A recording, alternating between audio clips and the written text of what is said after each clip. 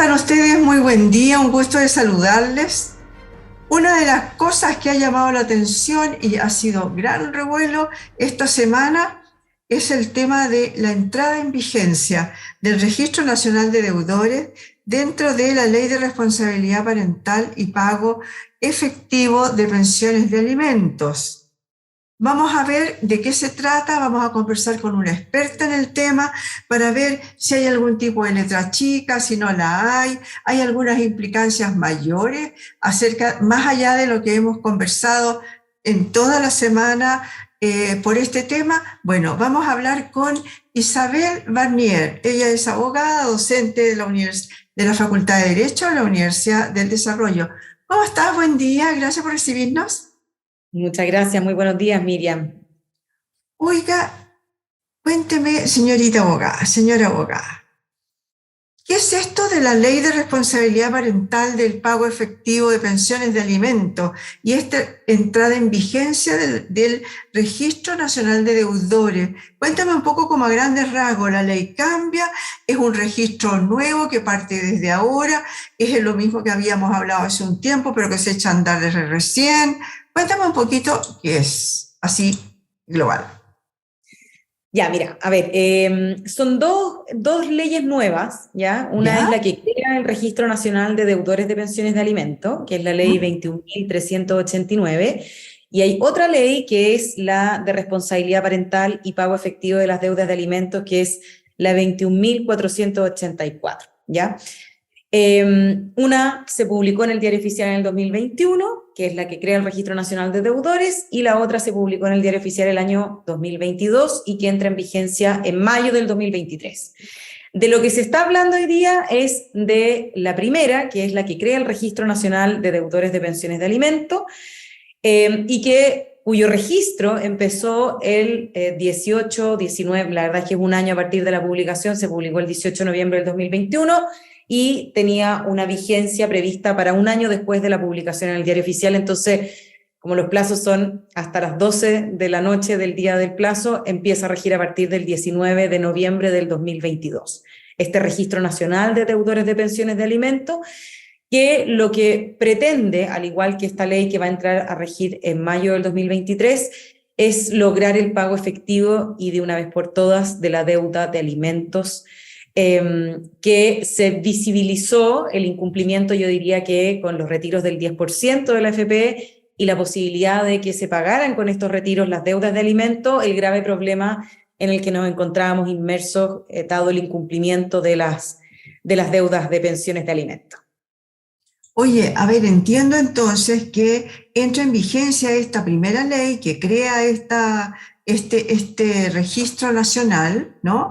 Que entró en vigencia hace poquitos días, nada más, pero que en realidad hay que bajarle un poco el perfil en el sentido de que recién se empieza a crear este registro o ya en todo este tiempo se empezó a buscar estos antecedentes. No, este registro recién parte ahora, como te digo, el 19 de noviembre del 2022, y a partir de la publicación de la ley, que era el 18 de noviembre del 2021, hasta hoy día, en el evento de que existiesen 3 pensiones de alimento adeudadas de manera continua o 5 discontinuas, el juez tiene que enviar al Registro Nacional de Deudores de Pensiones de Alimentos, que administra el Servicio de Registro Civil y de Identificación, la deuda de alimentos para su publicación e inclusión en este registro, ¿ya? ¿Qué implica estar publicado en este registro? Implica que van a haber una serie de actos jurídicos que o no se van a poder celebrar, salvo que se garantice con el acto jurídico determinado el pago de la pensión de alimentos. ¿A qué me refiero? Por ejemplo, yo no voy a poder vender un auto si es que estoy inscrito en el Registro Nacional de Deudores de Pensiones de Alimentos y no garantizo el pago con el precio que voy a recibir producto de la venta de mi auto. Lo mismo respecto de la propiedad, no se va a poder inscribir la venta ante el conservador de bienes raíces si es que aparece que el vendedor de la propiedad está en el Registro Nacional de Deudores de Pensiones de Alimentos.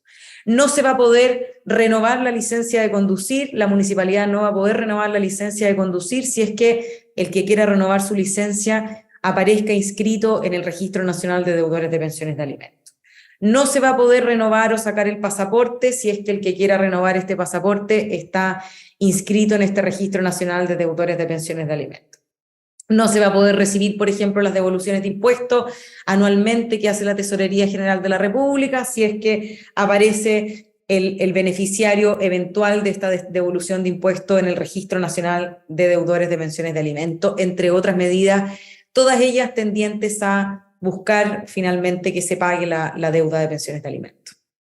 Oye, esto en realidad suena re bonito, pero siempre nos hemos encontrado con el problema de que no todos los servicios cruzan la información y por lo tanto, ¿cómo se va a enterar el juez que tiene que decir, oiga, retenga acá, no puede, o va a ser automático, va a estar el sistema interconectado? ¿Cómo se va a implementar? Porque suena en la teoría muy bien, pero si no están en línea, ¿qué pasa con no sé, me imagino un registro civil que no tiene la tecnología, por ejemplo, de acá de la región metropolitana? ¿O estoy diciendo puras brutalidades? No, yo creo que tienes toda la razón y que le has dado en el clavo. Porque se supone que cuando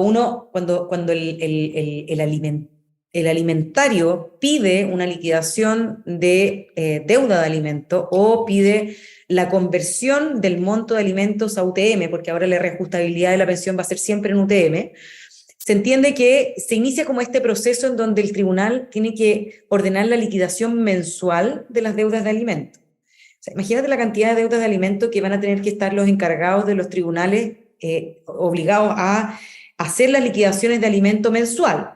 Yo tengo, por ejemplo, un caso que tramito en mi oficina, que estoy hace 3 meses pidiendo la liquidación de la deuda de alimento y todavía no sale la liquidación. ¿Te fijas? Entonces, yo no sé cómo va a cumplirse como con los dictados de esta ley, con la infraestructura de los tribunales que nosotros tenemos. Y creo que va a ser un tema muy complejo. O sea, que se puedan liquidar mensualmente todas las deudas de alimento, me parece que va a ser algo que no se va a poder cumplir y que además se vaya enviando mensualmente al registro civil para la inclusión en el registro, mensualmente también la información de los deudores de la pensión de alimentos. Creo que vamos a tener un problema. O sea, esto está recién ahora, pero al cabo de 2 meses más o 3 meses más vamos a empezar a ver que no se están liquidando mensualmente las pensiones, como dice el legislador. No sé si se van a estar mandando mensualmente o si exista la infraestructura para estar mandando mensualmente la información al registro, o bien que el deudor de la pensión la haya pagado y que se haya informado al registro para que se elimine la inclusión en este registro del deudor. Entonces van a ser, yo creo que un proceso que va a costar en un inicio, y yo espero que después al cabo de poco tiempo se normalice y finalmente esto empiece a funcionar con la tecnología que requiere que funcione. Y ese es precisamente lo que tú comentas, el problema que yo veo que se puede dar en la práctica. Claro, en realidad, porque lo que tú decías, ¿no? A ver, ¿cómo si hasta ahora no hemos logrado tener, por ejemplo, servicio de impuestos internos que ni siquiera que informe, sino que el sistema interconectado de tal manera de que ya hay devolución de impuestos y ese señor está en el registro, no tiene, tiene ¿cómo se llama? Que retenerla, ¿no? Eso no existe hoy día. De hecho, uno de los grandes problemas que había con el tema de la devolución de los retiros, ¿no? Era ese, ¿no? La gente no sabía, y si ya había sacado no había cómo perseguirlo en realidad, ¿no? Así que bueno, supongo que bueno, en la teoría resulta muy bien, en la ley resulta muy bonito. Y hay una cosa que me llamó la atención de eso, y es que de ahora en adelante se consideraría delito de violencia intrafamiliar una persona que no haya cumplido con esto, o total, o ninguno, o parcial, 5 o 3 de corrido, ¿no? Mira, a ver, yo siempre he entendido que la violencia intrafamiliar o la violencia intrafamiliar puede ser física, puede ser psicológica, puede ser sexual, pero también puede ser económica, ¿ya? Se comprendía dentro del concepto de violencia intrafamiliar estas 4 maneras de cometer esta conducta reprochada. Ahora se especifica en esta nueva ley que efectivamente el no pago de la pensión de alimento o el control económico que puede ejercer una persona respecto de otra en cuanto al pago de la pensión de alimentos son conductas que tipifican la violencia intrafamiliar. Lo cual me parece que está muy bien, porque ya no hay interpretación si es que la violencia económica es o no constitutiva de violencia intrafamiliar, porque queda claro en esta nueva ley que efectivamente sí es parte de la violencia intrafamiliar el ejercer esta violencia económica o esta superioridad porque uno tenga el dinero para pagar la pensión y darla o no darla y manipular un poco en eso. ¿Mm? Y ahora, para el victimario, digamos, no sé cómo llamarle, ¿qué implicaría estar en esto y que ya sea reconocible que es delito de violencia intrafamiliar? ¿Significan algún tipo de agravante? ¿Significa que, no sé, le pegan un coscacho? ¿Qué pasa con eso? Mira, yo creo que la sanción, o sea, la peor sanción que puede tener, porque cuando se condena a una persona como por violencia intrafamiliar es que queda anotado en el registro sus antecedentes personales. Entonces, no sé, si por ejemplo va a postular algún trabajo nuevo y le piden los antecedentes, va a aparecer condenado por violencia intrafamiliar, que creo que es como lo peor que le pueden hacer, digamos, independiente de que si la violencia intrafamiliar es continua, puede ser constitutivo del delito de maltrato habitual, y ese maltrato habitual está sancionado incluso penalmente, y esto lo conoce ya no los tribunales de familia, sino que los juzgados de garantía con sanciones, en este minuto no me acuerdo como cuál es la escala de la pena, digamos, pero tiene incluso sanciones penales asociadas a la violencia intrafamiliar cuando se da de manera continuada y constituye un delito de maltrato habitual, como se le denomina. Oye, hay otra cosa. A ver, desde la pandemia, desde antes en realidad, desde el estallido social y luego la pandemia, llevó a mucha gente o a ser despedida o a salirse de sus trabajos y a empezar trabajos informales. ¿Qué pasa ahí? Porque ahí no hay un registro de personas que estén recibiendo, por ejemplo, alguien que venda en la calle o alguien que venda desde su casa o por internet y que no esté formalizado. ¿Cómo lo van a poder perseguir a esa persona? Bueno, yo creo que eso no estaba en la ley que crea este Registro Nacional de Deudores de Pensiones de Alimentos, pero sí se subsana, creo yo, en esta ley 21.484, la que empieza en mayo del próximo año. ¿Por qué? Porque aquí se le dan muchísimas más atribuciones a los jueces de familia para investigar el patrimonio del deudor.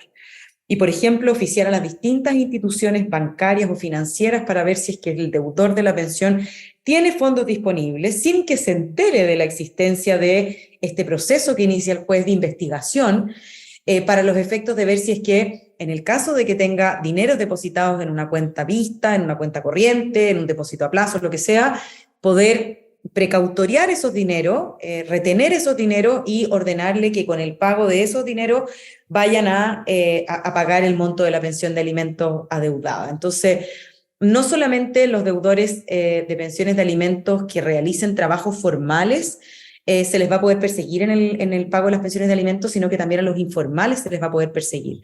Incluso si, por ejemplo, emiten boletas de honorario, uno puede perfectamente perseguir al que contrata estos servicios, no bajo contrato de trabajo, sino que bajo los honorarios, para que se retenga el monto de la pensión de alimentos para efectos de que se pague la pensión. Entonces, hay otros mecanismos, y ya llegando a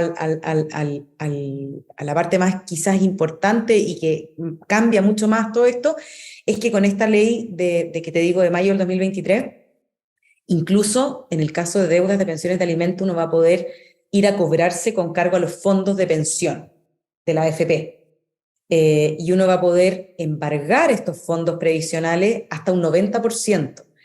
Entonces, por ejemplo, si el deudor de una pensión hoy día está en un trabajo informal, pero tuvo un trabajo formal, el acreedor de la pensión de alimentos va a poder ir a cobrar este crédito a los fondos previsionales del deudor. Y ahí, bueno, vamos a tener problemas después. ¿Qué va a pasar con la vejez? ¿Cómo se va a pagar la vejez de este deudor de pensión en donde todo su ahorro previsional fue a pagar el monto de la pensión de alimento? Con lo cual el legislador lo que está haciendo finalmente es privilegiar la niñez por sobre la vejez. Claro, Que también, sí. bueno, pareciera bastante justo, o no sé, ahí lo podríamos discutir en otro capítulo, digamos. Pero así Sí. es. Oye, a ver, según eso, según lo que tú dices, es muy importante entonces, ya sea que la persona tenga un trabajo formal o no, que se haga la denuncia. Porque hay muchos casos, por ejemplo, en que se han puesto de acuerdo eh, de buena manera, digamos, como amigos, en cuánto se le va a entregar, ambas partes están de acuerdo, y se ha ido haciendo más o menos en forma religiosa, a veces de agoteras, pero algo llega. Pero si no hay una denuncia, ¿se va a poder hacer algo? Es muy importante lo que tú preguntas, porque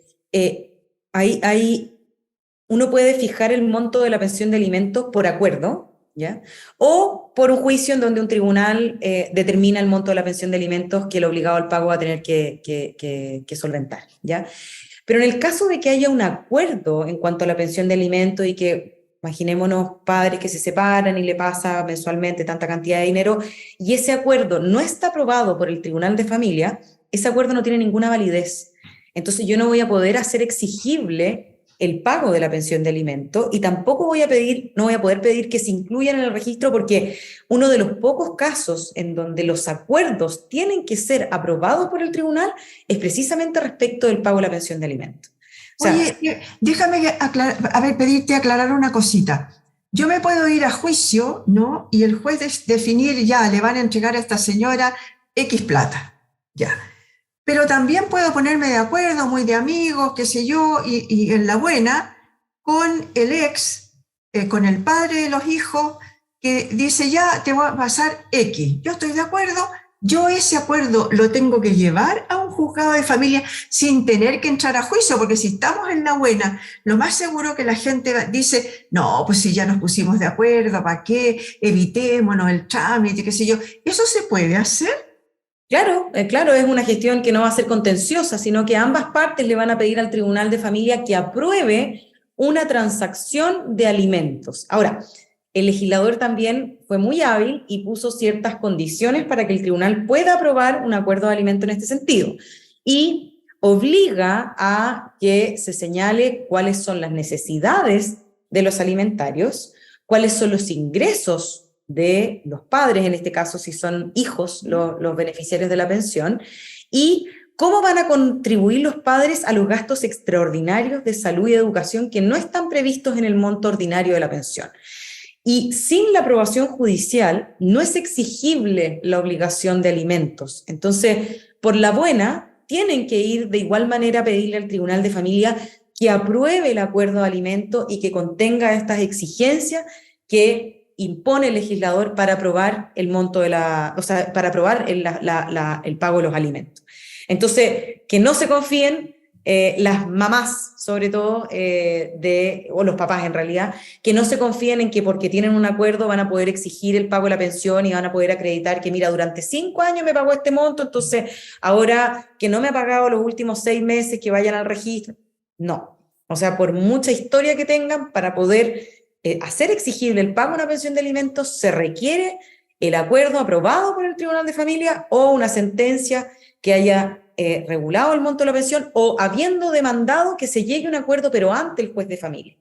¿Ya? O sea, no puede ser un acuerdo de palabra o un acuerdo por escrito sin ningún tipo de intervención judicial en este caso. Ya, perfecto. A ver, otra cosa que bueno lo que dijiste tú de que esa otra instancia que va a haber desde mayo del próximo año, en el sentido de que se puede el juez empezar a investigar las otras platas que puedan estar por ahí sin necesidad que el denunciante lo sepa, porque las platas son muy fáciles de esconder, ¿no es cierto?, de pasar de un lado para otro.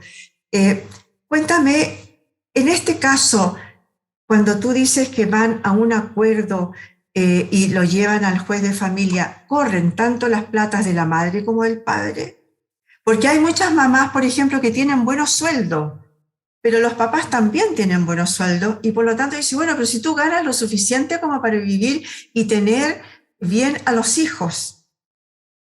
Claro, pero ahí, a ver, la regla es que ambos padres tienen que contribuir a las necesidades de los hijos en ¿Ya? proporción a sus respectivas facultades económicas. ¿ya? Entonces, uno tiene que calcular cuántas son las necesidades de los hijos y luego ponderando cuánto es lo que gana la madre y cuánto es lo que gana el padre, sacar una proporción de cuánto es lo que matemáticamente cada uno tiene que contribuir al pago de estas necesidades de los hijos. Y se incorpora algo muy novedoso también, porque dentro de estas necesidades también se tienen que ahora tasar los trabajos de cuidado. O sea, si por ejemplo la madre dedica tiempo a cuidar a los hijos y por lo tanto puede trabajar menos, se tienen que tasar esas necesidades para que se incluya también dentro del monto de la pensión que cada uno de los padres tiene que solventar respecto a los hijos. Cuestión que es muy novedosa también y que me parece fantástica. Pero claro que sí. El otro día escuchaba a una señora que decía, oiga, a mí me pasan 55.000 pesos mensuales por el hijo, está bien, pero yo pago 45 en el furgón escolar. Y chavo, Claro. se le acabaron las 55 lucas. Le Claro, quedaron, lógico, que con 10 lucas no, ya no le alcanza para nada, pues, o no hace sea, nada, claro. Oye, y otra cosa, una persona también hablaba respecto del tema y decía, a ver, yo le pago a mi exmujer por los niños siempre, no tengo problema con eso. Pero cuando ellos se van de vacaciones conmigo un mes, ¿ella me tendría que pagar a mí? ¿O dejo de pagar ese mes? generalmente uno lo acuerda, o sea, el Ya, tribunal no es tan, no hila tan fino y ya, diga, mira, no, en realidad vas a pagar desde claro. marzo a diciembre tal monto y en enero vamos a disminuir. No, en general no ocurre eso, sino que el tribunal determina cuál es el monto de las necesidades, saca también como promedio. Además que no te olvides también de una cosa, o sea, mensualmente todo varía, o sea, tenemos ciertos gastos que son ordinarios, pero de repente hay que arreglar una cañería, entonces vamos a gastar un poquitito más, de repente los niños van a tener 4 cumpleaños, entonces van a tener que gastar un poquitito más, ¿te fijas? Entonces, de repente esos extras se compensan con estos meses que pueden los niños no estar en el colegio y gastar quizás menos o de repente más, porque también tener a los niños en la casa, uno puede gastar, por ejemplo, en comida que de repente en el colegio se la dan, en fin, entonces como que se va compensando. Pero también es de común ocurrencia que las partes puedan decir, mira, de marzo a diciembre la pensión va a ser de X monto, en enero va a rebajarse la pensión un 50% porque los niños se van conmigo, y en febrero vamos a rebajar la pensión en X monto, y eso también es como muy de común ocurrencia que se pueda también acordar. Ya, Y la regla perfecto. es que cada uno paga sus vacaciones, pero ahí todo se puede negociar. No, claro, pero yo pensaba que en realidad muchos colegios, universidades también, tienen generalmente 10 cuotas durante el año y a veces enero y febrero es cuando uno termina pagando la matrícula o al revés. Al final son 12 mensualidades igual, así que un poco como que no tenía mucho sentido, pero claro, en lo común, ¿no? Uno piensa, perfecto, se van de vacaciones, entonces yo le pago a él esa parte ese mes. Oye, pero yo te quiero sacar un poquito, muy brevemente, por favor, sobre el tema de el devuélveme mi casa, que ha estado también de moda últimamente, porque ya entró en vigencia, han habido las primeras casas que ya se han logrado devolver, y ahí aparecieron dos problemas. Uno es la gente que se escapa sin, por ejemplo, saben que los van a desalojar, les dieron 2, 3 días para desalojar y se escaparon en la noche y dejaron la tendalada dentro de la casa y unas sumas exorbitantes en deuda de servicios. Eso es una cosa. Y la otra es las tomas, donde la gente no tiene ni los RUT ni los nombres de las personas para hacer la denuncia. Tanto que hoy día están pensando en hacer una ley 2.0. Cuéntame un poquito. ¿Cuál es, tú ves eso también como falencia de la ley anterior, que se sacó muy apurado, que No, mira, a ver, yo lo que creo es que estos problemas están solucionados, quizás no en esta ley, pero sí en el resto del ordenamiento jurídico, ¿ya? A ver, en el primer caso, en el caso de que sea un arrendatario que le notificaron esta demanda en este juicio monitorio por no pago de pensión y le pidieron al tribunal que le ordenara el lanzamiento dentro de los 10 días si no pagaba y que se fue dejando esta deuda millonaria que me dices tú. Ya, está bien, se fue, pero eso no significa que yo no le pueda ir a cobrar el monto de esta deuda. O sea, yo voy a tener una sentencia finalmente que lo va a condenar a la devolución que ya va a estar de vuelta. Así que la verdad que el problema de recuperar el bien un problema, pero sí lo va a condenar al pago de una cantidad de dinero por concepto de rentas impagas o gastos comunes, en fin, ¿ya? Y esa sentencia es un título ejecutivo, ¿ya? ¿Qué significa que sea un título ejecutivo? Que yo puedo iniciar otro juicio de cobro de la deuda contenida en una sentencia a través de un procedimiento distinto, que no es este procedimiento monitorio, pero es un procedimiento ejecutivo regulado por el Código de Procedimiento Civil, en donde se presenta la demanda y el tribunal inmediatamente, luego de proveer esta demanda, va a despachar el denominado mandamiento de ejecución y embargo. Y yo voy a tener que sí tener el domicilio de mi demandado, o de mi ejecutado en este caso, para iniciar este proceso ejecutivo de apremio para obtener el cobro de mi deuda dejada a producto de este contrato de arrendamiento y iniciar los trámites de la ejecución, que también yo voy a poder ahí embargar, por ejemplo, una cuenta corriente, voy a poder embargar un vehículo si tuviera, voy a poder embargar, en definitiva, todos los bienes muebles o inmuebles, presentes o futuros, salvo aquellos que la ley declara como inembargables, como en cualquier otro juicio, y ejercer entonces este denominado derecho de prenda general que tienen los acreedores para, con todo el patrimonio del deudor, hacerse de su crédito, ¿ya?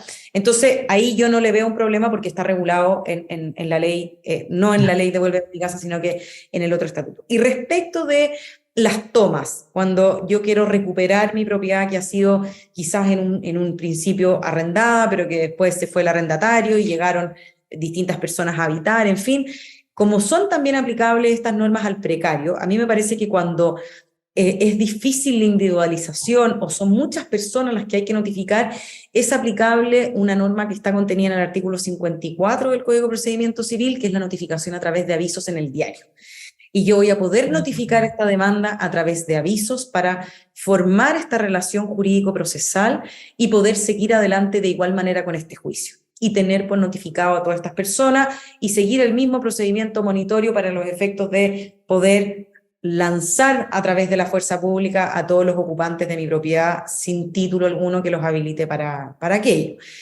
Yo creo, Miriam, que más que el problema de la notificación o del cobro, yo creo que el problema está en, no sé si vamos a tener la cantidad de fuerza pública para que se cumplan estos lanzamientos dentro de los 10 días. Yo creo que por ahí va más el problema que se van a empezar a escuchar en poco tiempo más. No sé si vamos a tener como la capacidad para poder cumplir estas resoluciones judiciales que ordenen los lanzamientos.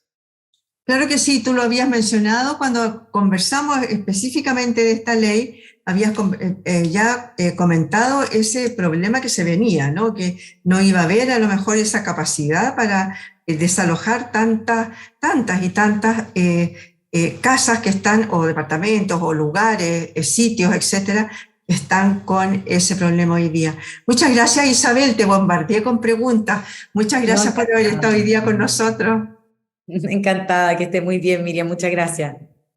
Muchas gracias le damos a Isabel Barnier, abogada docente de la Facultad de Derecho de la Universidad del Desarrollo, que nos aclaró bastante sobre el tema del Registro Nacional de Deudores, algo que ha hecho mucha noticia estos últimos días. Pero parece que hay que seguir esperando, porque el registro está recién armándose, se va recién a armar, no se sabe cómo se va a implementar el tema, y parece que hay que esperar también a otra ley que viene como en mayo del 2023.